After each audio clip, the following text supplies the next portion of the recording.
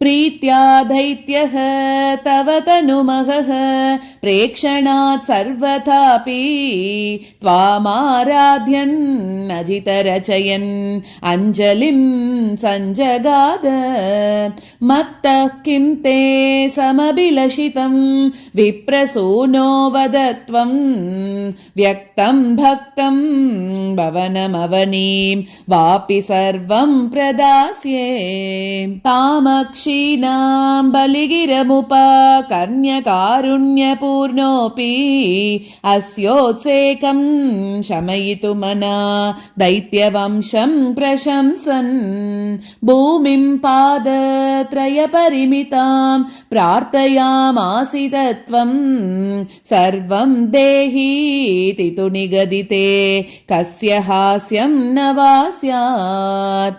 विश्वेशं मां त्रिपदमिह किं याचसे बालिशस्त्वं सर्वां भूमिं वृणु किममुने व्यालपत्वां सदृप्यन् यस्माद्धर्पा त्रिपदपरिपूर्त्यक्षमक्षेपवादान् बन्धं चासावगमदतदर्होऽपि गाढोपशान्त्यै पादत्रय्या यदि न मुदितो विष्टपैनापि तुष्येत् इत्युक्तेऽस्मिन् वरद भवते दातु कामे ततोऽयं दैत्याचार्यस्तव खलु परीक्षार्थिनः प्रेरणार्थं मामादेयं हरिरयमिति व्यक्तमेवाबभाषे।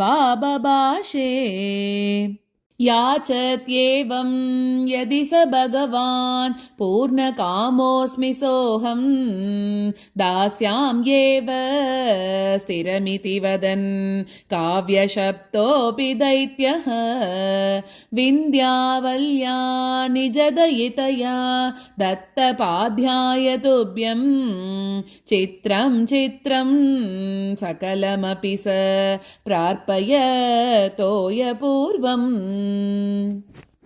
निस्सन्देहं दितिकुलपतौ त्वय्यशेषार्पणं तत् व्यातन्वाने मुमुचुऋषयः सामराः पुष्पवर्षं दिव्यं रूपं तव च तदिदं पश्यतां विश्वभाजाम् उच्चैरुच्चैरवृतदवति कृत्य विश्वाण्डभाण्डम् त्वत्पादाग्रं निजपदगतं पुण्डरीकोद्भवोऽसौ कुण्डीतोयैरसि च तपुनात् यज्जलं विश्वलोकान् हर्षोत्कर्षात् सुबहुननृते केचरैरुत्सवेऽस्मिन् बेरीं निघ्नन् भुवनमचरत् जाम्बवान् भक्तिशाली। तावद्दैत्यास्त्वनुमतिवृते भर्तुरारब्धयुद्धाः देवोपेतैर्भवदनुचरैः सङ्गता भङ्गमापन् कालात्मायं वसति पुरतो यद्वशात् प्राग्जिता स्मः किं वो युद्धैः इति बलिगिरा तेतपातालमापुः पाशैर्बद्धं पतगपतिना दैत्यमुच्चैरवादीः तार्तीकं विषममपदं किं न विश्वेश्वरोऽसि पादं मूर्ध्नि प्रणय भगवन् नित्यकम्पं वदन्तं प्रह्लादस्तं स्वयमुपगतो मानयन्नस्तवित्वां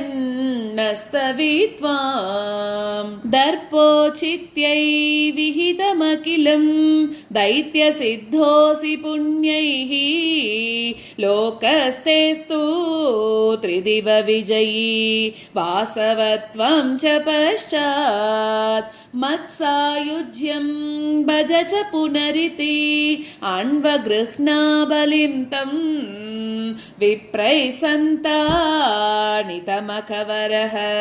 पाहि वातालयेश।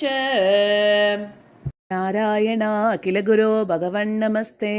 सर्वत्र गोविन्दनाम संकीर्तनं गोविन्द गोविन्द।